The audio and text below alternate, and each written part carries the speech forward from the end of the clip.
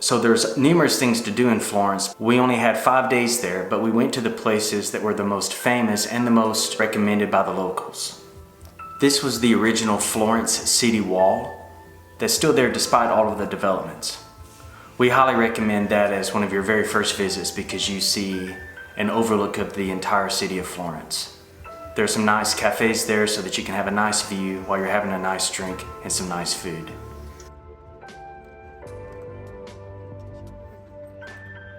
You see this sort of scene everywhere in Florence. It's got a very charming appeal to it. You'll see restaurants become pop-up bars for cappuccinos, coffees, and gelato.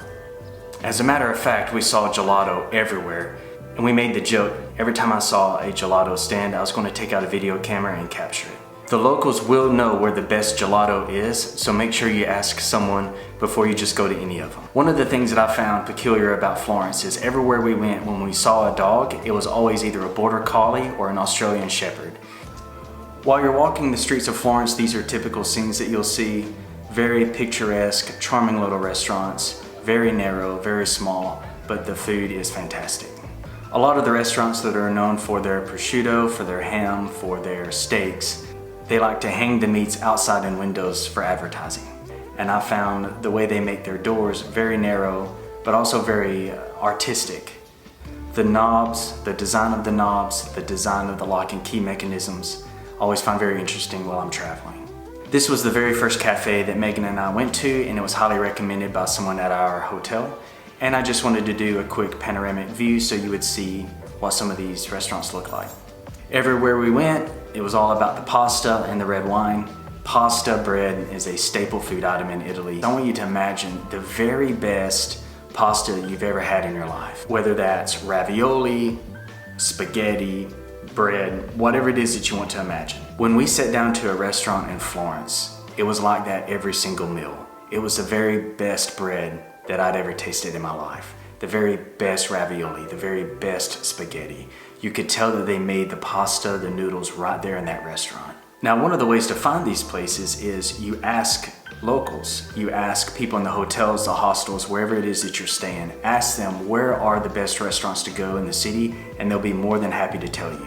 When there's hundreds, if not thousands of restaurants and things to do in a city, it's always best to consult the locals. They know where the good food is, and they know where the best attractions are. Articles on the internet are only going to take you so far, and a lot of times the writers of those articles are trying to outdo the other articles that they've already read, so they might recommend you to go a few places that might turn out to be a bit of a waste of your time, especially if you only have a limited time of being there. Now, this scene took place at a different restaurant at a different time, but this was rabbit and fried artichoke. Don't turn your nose up at the fried artichoke. I've had artichoke in the States and it's good, but they know how to prepare the artichoke in Italy, and it was fantastic. And of course, after every meal, the staff asks you, would you like a coffee or a cappuccino? And most of the time we said yes, because if you're going to be in Italy, do it like the Italians. And do not ask for an Americano or drip coffee. That's not how they do their coffee there. And the way they do their coffee, they've got it figured out. It's great. Now, a number of years ago, I don't know if you knew this, but here's just a fun fact. The Americano came to be because during World War II, when the Americans were stationed in Italy, they would order coffee, but they didn't like the cappuccinos, the lattes, the shots of espressos. They wanted to take the shots of espressos and water them down, which became what we in the United States call coffee. But over there, the Italians thought that you were ruining the coffee. So that's how the term Americano came to be. And this is Megan grabbing the camera and doing a panoramic view of the restaurant that I showed you earlier. And there I am drinking the shot of espresso and pretending that the camera's not in my face. One of the things I love about Italy, and especially Florence, if you close your eyes, you might miss something. And one of the things that I found wearing me out when I was in Italy is just looking at all the beauty everywhere I went. So this is the hotel we stayed in Florence. And you can see how all of the rooms downstairs were schemed different colors with different artistic designs. And I'll put the name of the hotels and the places we went to in the body of the video.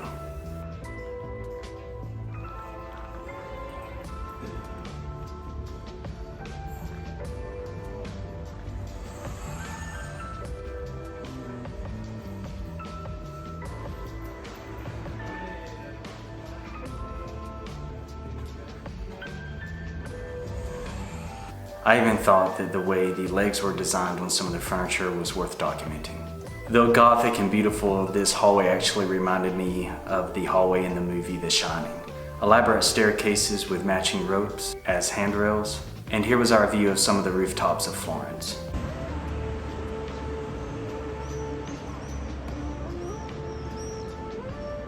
This is the Florence Cathedral, and I believe the official title is Santa Maria del Fiore Cathedral. It's one of the oldest buildings in the city and was built sometime between 1000 and 1100.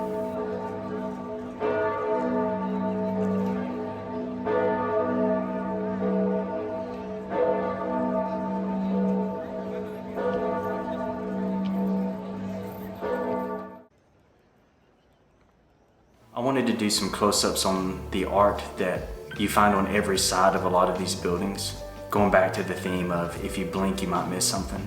There's sculptures, there's paintings, and only if we had the original architects and artists to explain what all of these things represent.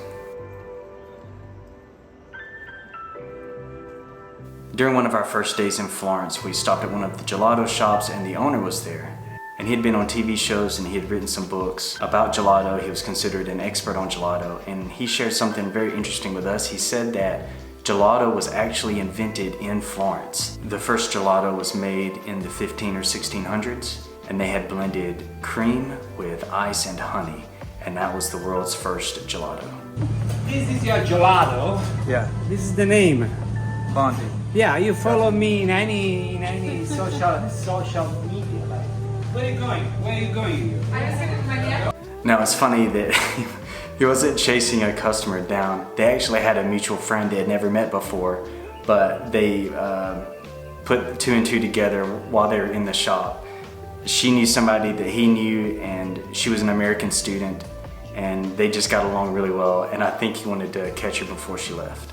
There's a restaurant in Florence called American Pie, and it's 1950s themed, and the waiters and waitresses were all dressed like you would dress in the 1950s. And they even had a statue of Marilyn Monroe. If I had seen that on my last day in Florence, I probably wouldn't have taken a video of it, but first impressions, I thought it was hilarious. I would have went up to the window and got some close-up shots of the waiters and waitresses, but I didn't want to freak anybody out. And they were having hamburgers, hot dogs, french fries, and milkshakes if my memory is correct. This is typical, especially in some of the back streets where you have little bitty farmers markets where some of the locals can come down and get some produce. This is the same piazza that we were showing earlier where the cathedral was. Megan and I came there a lot because it was close to our hotel and it was also one of the more fascinating places to be. It was considered the very city center of Florence, and these little orange drinks were very popular in Florence. They were called Aperol Spritz.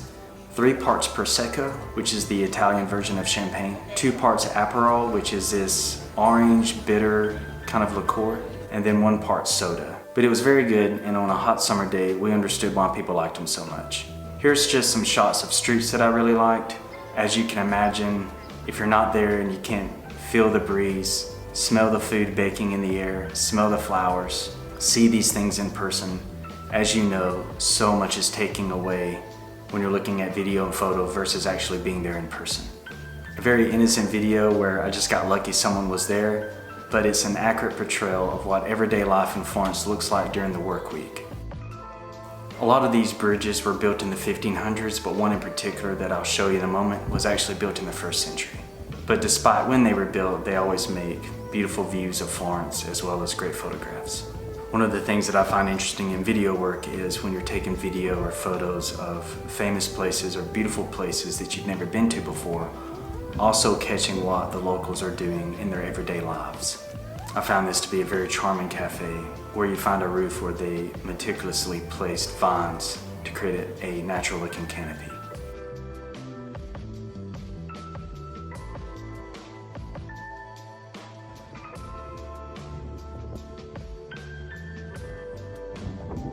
Now, one of the things that I learned from experience was the importance of, if you can do it, go on a wine tour or a food tour or any kind of tour while you're there on location.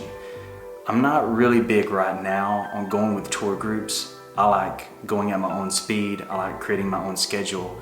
But one of the things that I learned while I was there is spending 3 or 4 hours out on some sort of tour while I'm already there turned out to be a great decision. We were told by our tour guide there are 18,000 vineyards in Tuscany alone. That's not counting all of Italy, it's just Tuscany, 18,000. There was a tour group there that would take you to 3 or 4 vineyards at a time. So you can't really do more than 3 or 4 in a day, you would wear yourself out. But they had different tours for different vineyards, and they took people to what they considered to be the top 20 vineyards. And on this day when we went on the tour, we joined a bunch of people we didn't know, and we went to 3 or 4 vineyards, and these are the kinds of experiences we had. I am putting the name of the vineyards in the body of the video, so you can always go back and look and see when you're doing your research and planning your own trip. They always give you bread and cheese to pair with the wines. These were some wonderful people we met along the way. When you go on an excursion with a group, of course, you never know what kind of personalities you're going to be traveling with. But these were really some wonderful people, and we got along really well and even hung out with some of them after the tour. The first 2 young women there on the right were from California, and they had traveled quite a bit and went to different vineyards. Then the young woman and the gentleman at the head of the table, they were from Nebraska. And the 2 young men on the left were from Pennsylvania. They had been best friends since they were 18. They had just graduated college, entering grad school in the workforce, and they were traveling Italy together as kind of the last hurrah. Before we get into the wine tastings at this particular place, I loved the display of the dusty bottles. I asked the owner of the vineyard about them, and she said that they'd been there since the 1960s. Her father had bottled them.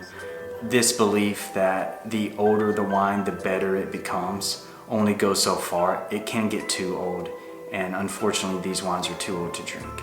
When I'm at vineyards and shops, I'm always curious about the paintings and the decor, and always curious maybe what the stories are behind the paintings and why they chose that one. A lot of these vineyards will have beautiful properties, and so you're allowed to walk around after you do your wine tasting.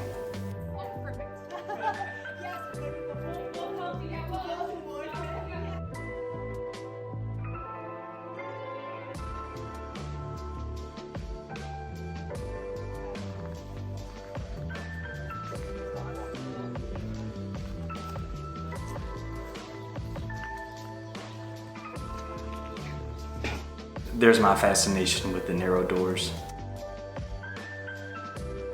Now, we were in Tuscany in May, and the countryside is just so beautiful, and it felt so good outside.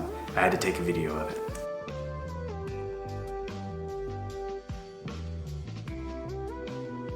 Now, on our way to the other vineyard, we stopped in a small town called Barberino. It was just this beautiful little town with high city walls and had been built in the 11th century. And the tour guide thought that we should stop there on the way to the other vineyard just for a break, and it was beautiful. So I thought, if I'm going to be walking through this beautiful town, why not do a walking tour? The city gate.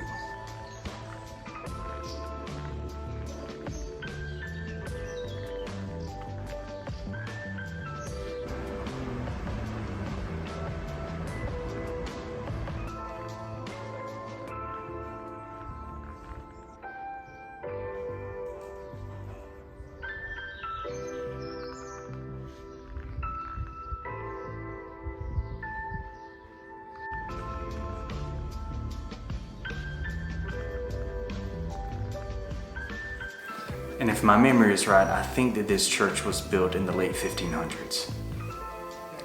And what a beautiful view coming out of the church, then a view of Tuscany.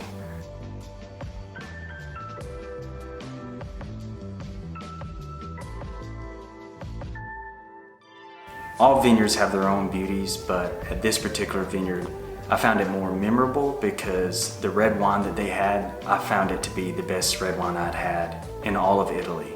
Now let me stop right there and say something. I understand that all of our palates are different, and my palate has evolved. I remember a time when I liked Merlot, but I don't really like Merlot anymore. I remember a time that I liked all of the white wines, but I only like Pinot Grigio now. I've just noticed that as I've gotten older and more experienced, my tastes change. And here's the red wine I like the most, Numero Odo, and Odo was actually the name of the vineyard owner's dog. and they chose the number 8 because it was the infinity symbol and they really liked it. Now, here's something that's very interesting about this. They told us at this vineyard that a lot of the wines that we drink in the States say if they're $125 a bottle, you can actually buy them directly from the vineyard a lot of the times for $25, $26. What happens is by the time they ship the wines to the distributor, and the distributor takes their cut, the wholesaler takes their cut, the restaurant takes their cut, they have to jack those prices up to $125 a bottle. Now, it wasn't a typical red wine that we drink in the States. I don't really remember what it was. It was a blend of 2 grapes that I don't see often, and I didn't know how to pronounce it. But that wine is easy to be found online if you look for it.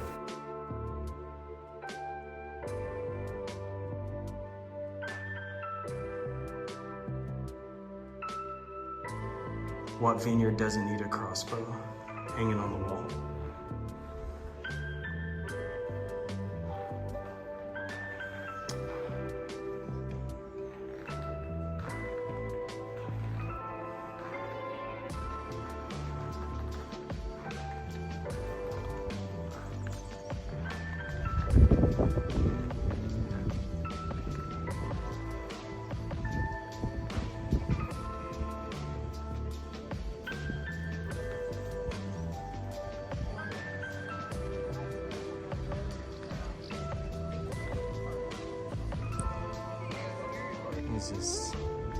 I think that if I was going to retire anywhere, people talk about going to Florida, I think I would come to Tuscany. It's really impossible to explain how beautiful this place is in person.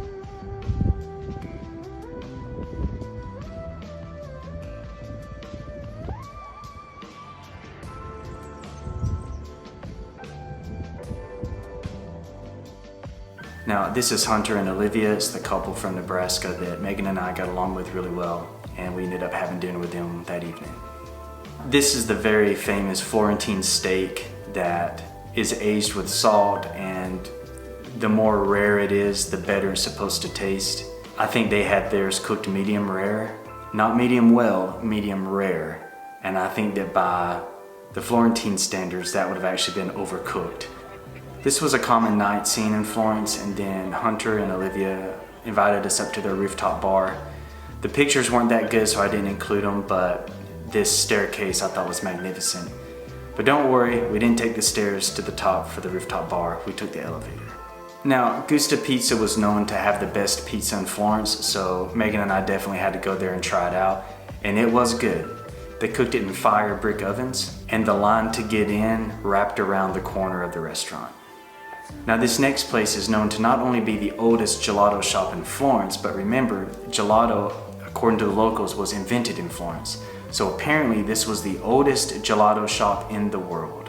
But don't worry, I've got the business card there and the information in the body of the text so that you can go there yourself. Now, I saw this little door and I found it very interesting, and so I talked to one of the ladies that worked at the gelato shop.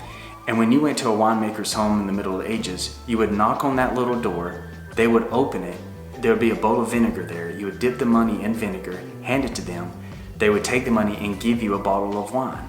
And that was to cut down on the spread of plagues and diseases. When you look at that window, it's at your waist. But 1,000 years ago, the streets weren't that high, they were much lower. And so that window would have actually been right there at your face. Now, my question is, what about all of the stories behind things that I saw that I never got an opportunity to hear about? And I never even thought to ask questions about it. This is a common scene you'll see in a lot of the piazzas where there's a lot of foot traffic. Artists will come and display their art for you to buy.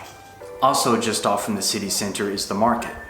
And Florence is known to have some of the best leather in the world, so a lot of tourists would come to Florence just to buy leather bags and clothes and whatnot. Now, this church was called the San Lorenzo, and it was in that same area of the city center. And the original building, from what I understand, the original building was built in the year 393. It was turned into a church and redesigned around the year 1500 by Michelangelo. And the story goes, according to the tour guide, was that Michelangelo wanted this really fine marble to put on the outside of the church. But the Medici family that had recruited Michelangelo to do the project They didn't want to spend that money on that fine marble. They wanted to go with a marble that was a little bit lower in quality, but just as beautiful. And they claim Michelangelo walked away from the project because he couldn't have the marble he wanted. And that's why this church to this day still has this very bland brown look. Now, the Medici family were very famous, and from what I understood based on what tour guides said and I cross-referenced in historical articles, they apparently ruled Florence for about 300 years, from around 1400 to 1700. And they're the ones responsible for recruiting all the artists to come to Florence and create this magnificent architecture and sculptures. In today's age, a nation or city will try to recruit engineers, people in technology, but in this time period in Florence, they recruited artists. This monument was dedicated to the Medici family, and from what I understand, the first patriarch of the Medici family is the one sitting on the throne. Those 6 balls on that structure is the family crest of Medici, and of course it looks a lot different when you see it in color. Next, me and Megan, Olivia, and Hunter, we went to a shop that made cannolis. And you can get different flavors of cannolis, and to our surprise, pistachio was really popular there. So you just insert the pudding, dip it in the chocolate or dip it in the pistachio, and there you go. Now, this was outside the Uffizi Museum, which has been around since the 1700s. And these are different sculptures and fountains outside the Uffizi Museum. And this fountain is the sea god and the god of water, Neptune.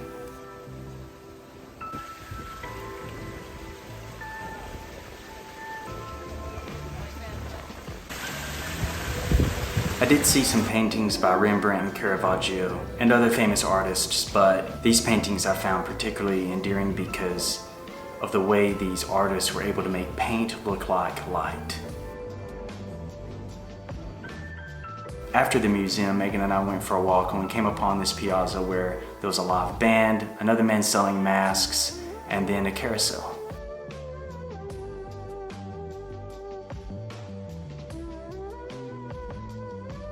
We went back at night, and it was a very different atmosphere. A lot of people out dining, a great place to sit and have a meal and a drink and watch the city come to life.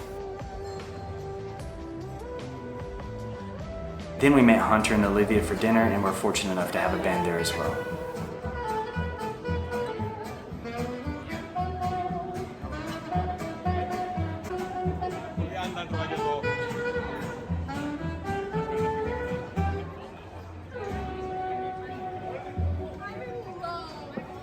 There's a shot of the Italian version of the lava cake. And a final goodbye from me and Megan as we look at the city at night before leaving the next day for the Amalfi Coast.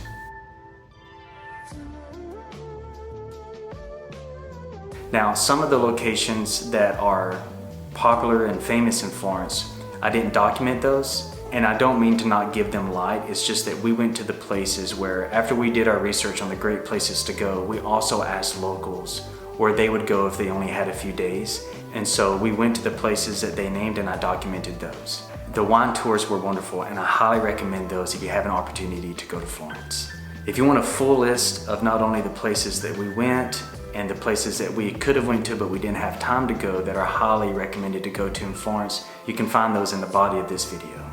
I've done some other travel videos that you can see on YouTube, and I'll also be publishing more videos about Italy in the upcoming weeks. I will do videos on Sorrento and Herculaneum.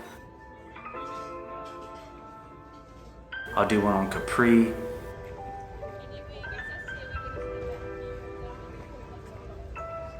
Of Sorrento, one thing. So we have the same rock formation. Another one on Positano.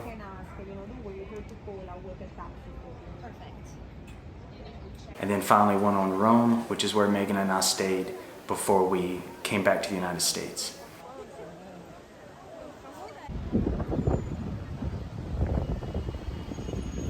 Send this video to someone that you know would find it helpful, and subscribe to my channel because I don't want you to miss out on future travel videos.